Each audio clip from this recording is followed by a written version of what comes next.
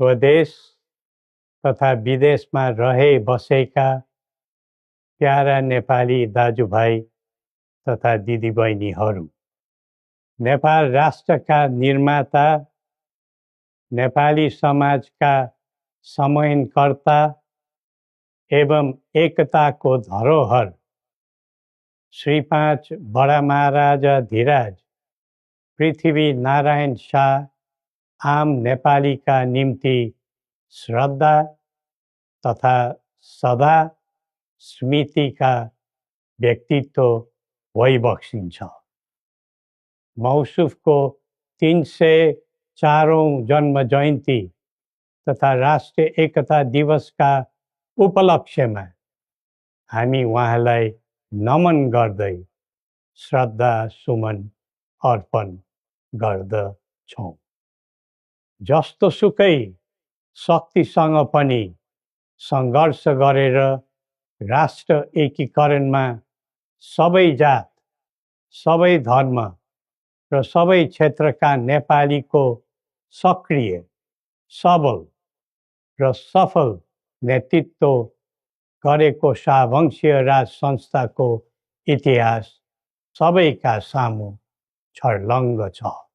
नेपाली जनताको खुसी र समृद्धिलाई नै आफ्नो रुचि ठान्ने शाहवंशीय परम्परा रहँदै आएको छ। बडा महाराज धीराजको मार्ग निर्देशनको परिधिमा रही हामीले नेपाली जनको एकता र वृद्धिमा जोड दिँदै आएका थियौँ र छौँ। तर कालान्तरमा कतैबाट उत्पन्न अवाञ्छित भ्रमको चपेटामा देश पर्यो। झन्डै 2 दशक अघि शान्ति ल्याउँछौँ र आर्थिक प्रगतितर्फ देशलाई लैजान्छौँ र स्थायित्व दिन्छौँ भनेर सत्तामा पुगेका दलहरूको चाहना अनुसार हामीले श्री 5 र राजदण्ड जनताको नासो जनताकै सुरक्षित संरक्षणमा बुझाइ सहयोगी नियतका साथ राजकाजबाट बाहिरै रहेको सर्वविदितै छ। यो दायित्वबाट पलायन वा निषेधित राजनीतिका निम्ति कमजोरीको अनुमोदन थिएन, न त यो भावना आम जनतामा नै थियो।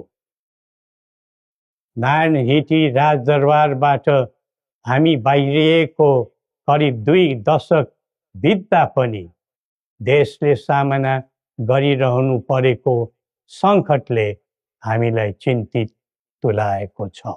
हिजो देश नबनेकोमा चिन्ता थियो, आज देश नै नबच्ने हो कि भन्ने निराशा पैदा भएको छ।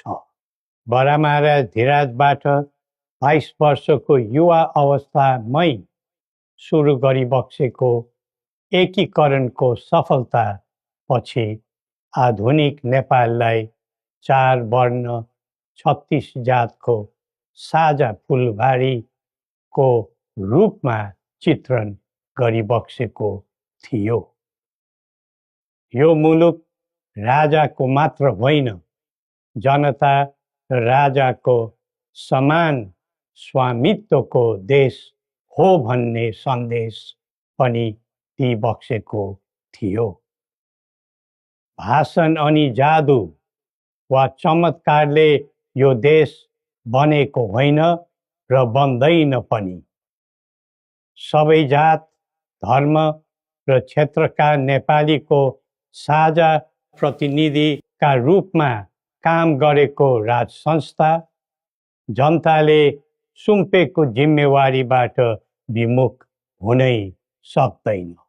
सबै नेपालीले यो कर्तव्यबोध गरी पृथ्वी पथमा लाग्नु पर्दछ भन्ने हाम्रो धारणा र आह्वान पनि छ। नेपाली विश्वमा जहाँ रहे पनि नेपाली मूलको भन्ने नै हुन्छ।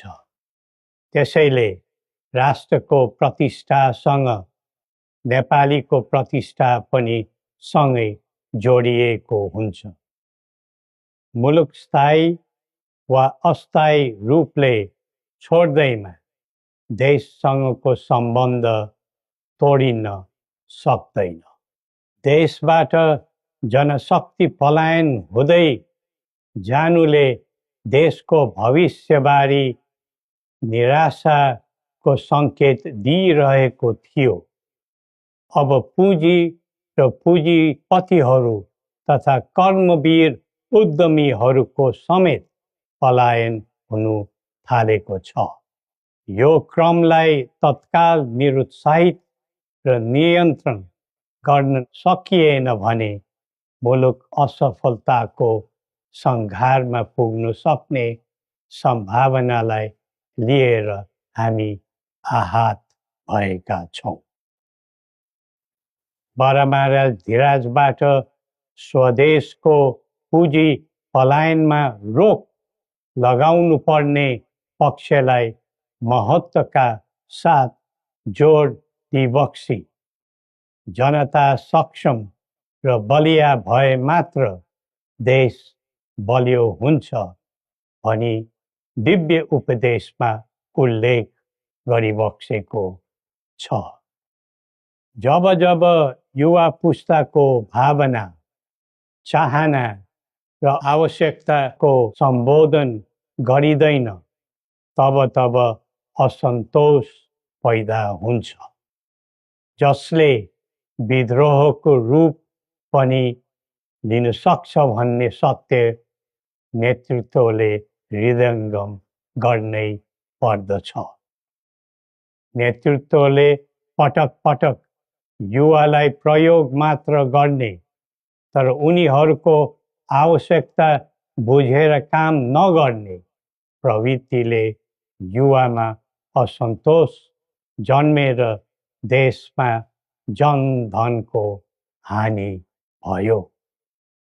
जसरी भविष्यका कर्णधारहरूको ज्यान गयो त्यसले सबैलाई स्तब्ध बनाएको छ। युवाहरूमा भ्रष्टाचारप्रति असहिष्णुता र आइटी प्रतिस्पर्धामा अग्रताको जोश देखिनु उज्जवल भविष्यको सङ्केत हुन्। तर उन्नतिको गन्तव्यमा राजनीति चुक्यो भने अल्छीको सपना मात्र बन्न जान्छ।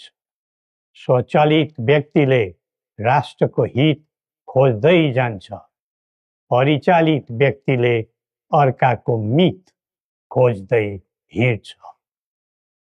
राष्ट्रिय सहमति बिना निकास खोज्नु समय खेर फाल्नु मात्र हो। समुन्नतिको यात्रामा सबै मिलेर अघि बढौँ। नेपालको संवेदनशील अवस्था र बदलिँदो भू-राजनीतिक परिस्थितिलाई बुझ्न नसक्दा हामी मित्र राष्ट्रहरूको विश्वास र भरोसा गुमाउने अवस्थामा पुगेका छौँ। असन्तुलित बन्दै गइरहेको परराष्ट्र नीति र व्यवहारले राष्ट्रिय हितमा गम्भीर असर पुगिरहेको समयमा दिव्य उपदेश र बौद्धिक दृष्टिकोणहरूको महत्त्व अझ बढ्दै गएको छ। कतिपय देशले स्वार्थको लागि कुनै न कुनै सुरक्षा कवच खोज्दैछन्। हाम्रो देशको सही छहारी शान्तिको कवच हुनै पर्दछ। नेपाल निर्माणमा मार्गदर्शी र सेनापति बरामाराजा धिराजको विरासत र वंशका प्रतिनिधिका रूपमा मेरो भूमिका स्पष्ट रहेको छ। पृथ्वी पथले वकालत गरेको राष्ट्रिय स्वतन्त्रता सबै तहका भ्रष्टाचारलाई दण्डनीय अपराध मान्ने र कसैप्रति घाह नराख्ने शान्ति क्षेत्र नेपाल नै हाम्रा अभिष्ट र मागचित्र हुन्। जनताको चाहनाबाट कझै निर्धारित हुनुपर्ने परिकल्पना पृथ्वी पथका मौलिक आकांक्षा हुन्।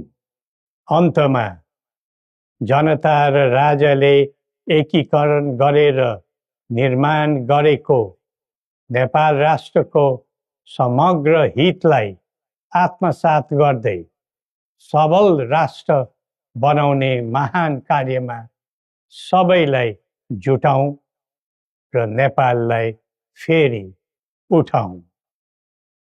श्री गोरखनाथले हामी सबैलाई सत् बुद्धि दिउन्। जय नेपाल।